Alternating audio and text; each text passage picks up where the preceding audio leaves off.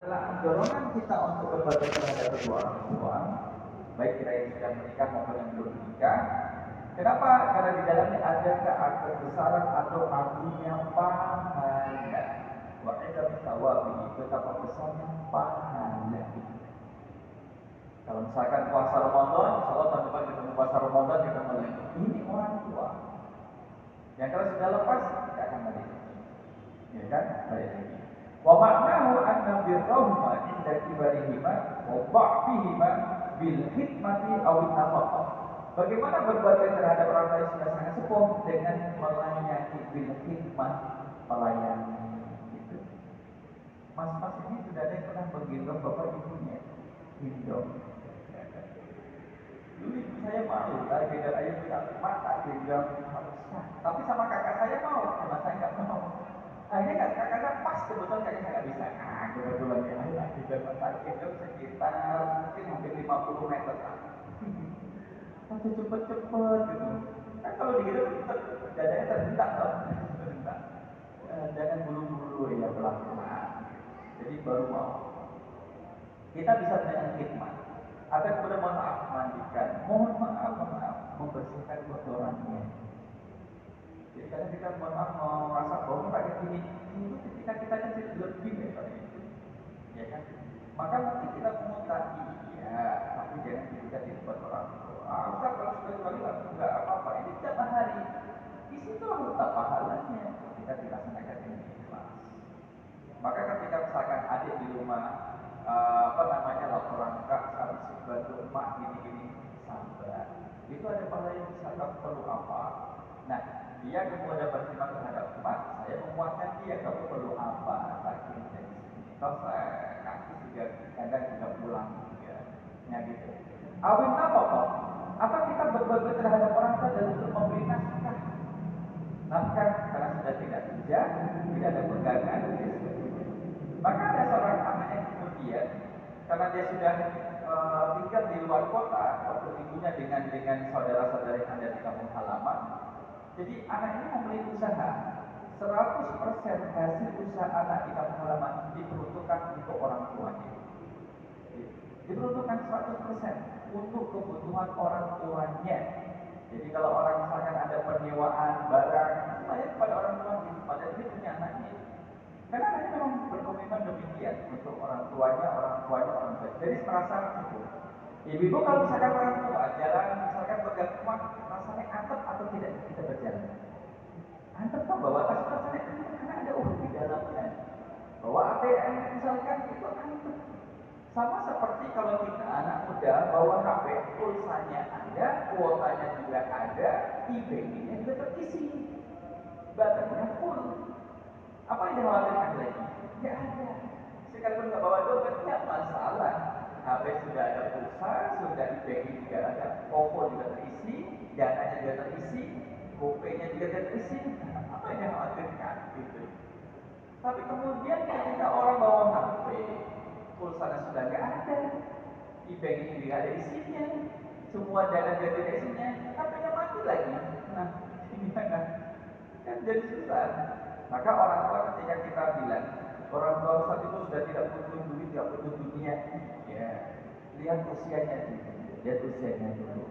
Tapi kalau zaman kan juga akan senang ketika bisa memberi pada orang lain. Minimal adalah, Bu mau kemana? Saya mau pengajian. Ibu sudah bergabung untuk uang infak? Sudah. Berapa Bu? Ini 2.000. Oh, tak sampai Bu ya. Itu senang. Orang tua senang ketika ketika bisa berinfak, alhamdulillah bisa bertabungan. Ya orientasinya adalah bukan untuk apa nilai yang lain, tabungan nanti di akhirat. Jadi ditabung. Ibu sudah korban, belum bapakmu dari dulu tidak mampu berkorban. Oh, ibunya masih ada, bapaknya sudah tidak ada. Ibu mau berkorban nggak? Mau, tapi nggak cukup. Ibu ada berapa?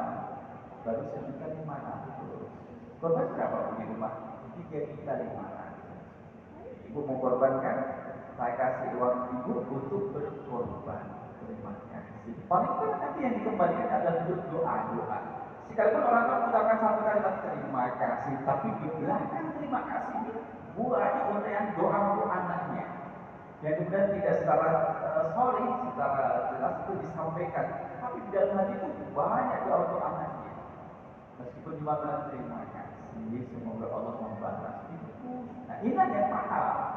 Ini yang tidak bisa kita dapatkan dari atasan kita di tempat kerja. Ini yang kemudian tidak bisa kita dapatkan dari teman sedekat apapun kita dengannya. Inilah yang kita dapatkan yang tidak bisa kita dapatkan dari pasangan kita, tapi dari orang tua. Maka sesiapa yang kemudian baik terhadap induknya, terhadap orang tuanya, maka kebaikan ini akan tersebar ke kanan kiri, depan belakang, atas bawah, di mana dia berada. Mampu menghargai orang tua, kemudian mampu berbakti terhadap orang tua yang lainnya, bisa menghargai mengorbankan orang tua dan seterusnya. Allah berikan atau yang lain itu. Bisa berarti dari sabab beli kumpulin jannah, karena dengan berkhidmat orang tua berkhidmat terhadap anak, berkhidmat terhadap orang tuanya, atau memberikan, atau membantu, menolong, memperbaiki tempat tinggal orang tua, memperbaiki kursi roda orang tua, mengirim sembako ke orang tua, kemudian memberikan makan lebaran untuk orang tua, atau mengirim masakan yang sederhana yang disuka oleh orang tua. Iwak keren itu. Iwak keren apa Pak? Iwak keren. Ikan asin, sekalipun ikan asin, karena itu kesukaannya, maka itu bisa membahagiakan. Di saat orang tua itu bahagia, tersenyum, saat itulah kebenaran Allah tersenyum kepada kita. Jadi kita bisa rasakan, apa ya hari ini yang saya lakukan? Kok rasanya tenang ya? Tenang. Nah, misalkan saat yang dapat ujian, ada yang sakit, keluarga yang sakit, alhamdulillah keluarga saya sehat, tidak ada sakit. Musim hujan pada sakit, kemudian di keluarga tidak demikian. Faman qasara fi dzalika fatudkhulul jannah. Barang siapa yang kemudian memendekkan, tidak mau berkhidmat, dipendekkan, dia jadi ngapain juga berusaha ketika kecil dibentak-bentak. Nah, maksudnya yang dia itu bentak-bentaknya. Padahal hidup dia selama 30 tahun cuma dibentak berapa kali, itu dia teringat. Karena itu didurasikan, dijelaskan dengan menit, itu tidak ada lebih 5 menit itu membentak, dibentak sama orang lain. Tapi itu aja yang diingat-ingat. Selama orang lain ngasih uang saku, gak diingat-ingat.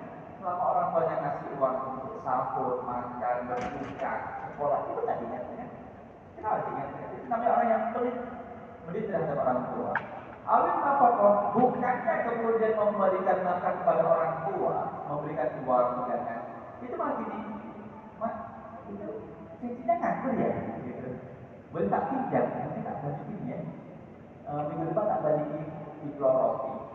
Apalagi kalau anak itu bilang gini, mak, itu waktu saya tuh harus bayar SPP anak saya, nanti ini nggak bisa kuliah, Sisri nggak bisa kuliah, Sisri nanti nggak bisa lanjut sekolah. Aku ingat cincinnya yang untuk bayar mereka ini. Dipinjam kapan kamu kembalikan? Minggu depan. Kok cepet banget sih? Ya udah kalau gitu bulan depan. Nggak tahu cepet. Ya udah tahun depan kalau gitu. Tahun depan. Mohon maaf. Perilaku anak yang mempeloroti harta benda orang tua dipeloroti. Jangan. Usaha. Kalau tidak mampu maka kebutuhannya direview. Nanti saya kalau tidak beli ini karena saya ikut arisan, kalau cuma bajunya baju yang lama itu lagi saya mau beli baju baru. Jadi kemudian memperorotin harta benda orang tuanya, cincinnya. Habis mak itu gelarnya itu nganggur. Itu mak ya 1 bulan itu. Nah, nanti akan kita lihat. Nah, bagi anak yang lain, kemudian lihat tuh, kamu kok ngambil melorotin hartanya emak sih? Artinya ketika yang tadi sudah tidak ada di emaknya, yang adiknya keluarganya datang, nanti kita lagi, mak, ada uang nggak mau beli ini? Oh, ada. Kemarin diberi sama adiknya. Jadi dipelorotin, jangan. Ya demikian itu jangan. Kasihan. Biar kita dinikmati. Kalau perlu, kita itu menjadi ATM bagi orang tua. Insya Allah orang tua yang baik itu kemudian tidak memanfaatkan. Mumpung anak saya ini. Ya. Karena kita berbicara tentang orang tua yang sudah sepuh, sudah pensiun ke atas.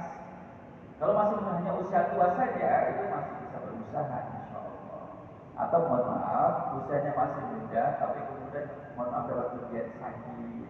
Karena kemudian ada anggota tubuh yang tidak bisa diajak bergerak, stroke misalkan ringan ataupun berat sehingga tidak bisa beraktivitas, itu pun perlu kita perhatikan.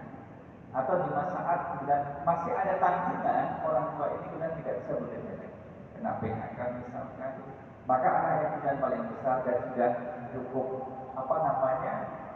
mandiri kemudian bisa menguatkan dengan itu. Maka fa'in dukhul jannah aw arghama Allahu anfaqu. Kalau itu terjadi, pelit terhadap orang tua, kasar terhadap orang tua, tidak mau melayani orang tua, membiarkan orang tua, menempatkan orang tua tinggal di luar dari rumahnya atau ditempatkan di kamar yang kecil, sempit dan sesak, maka dia akan terlihat terlewat, akan memasuki, akan lewat dan akan lewat, bukan dia masuk surga tapi terlewat. Atau kemudian agama Allah akan menyumpah hidungnya dengan tanah bercampur dengan pasir.